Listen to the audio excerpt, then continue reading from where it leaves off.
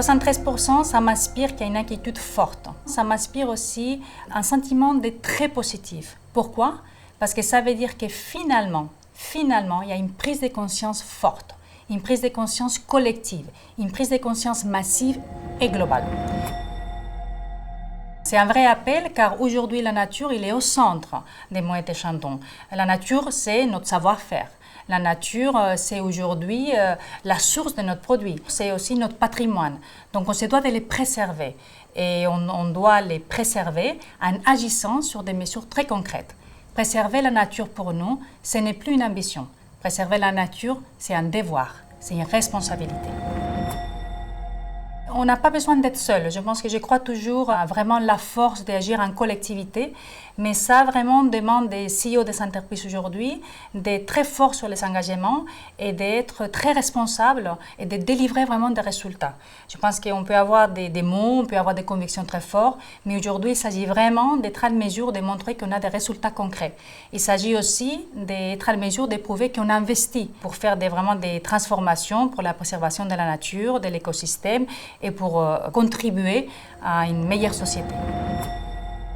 Il révèle de nouveau un besoin d'agir. Et pour moi, on peut agir de trois façons. On doit agir de trois façons. La première, c'est de vraiment assumer nos responsabilités.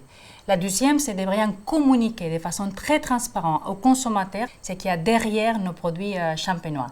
Et la troisième, c'est d'être sûr que dans chaque décision qu'on prend, on a vraiment la réflexion collective de l'impact de toutes nos décisions. Et je vais vous donner juste un exemple très concret sur celui-là.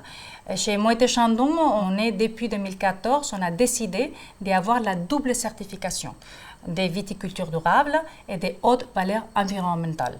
On a aussi pris la décision d'arrêter les herbicides. Et ça, c'est des mesures très concrètes qui ont un impact réel aujourd'hui sur l'agriculture et sur la vie de nos sols. Mais aussi, ceci n'est pas nouveau.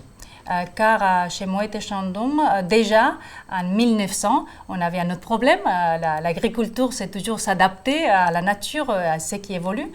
Et on avait le problème de la phylloxéra. La phylloxéra menaçait de détruire la Champagne. Et en 1900, on a ouvert Fort Chabrol, qui est notre premier centre de recherche.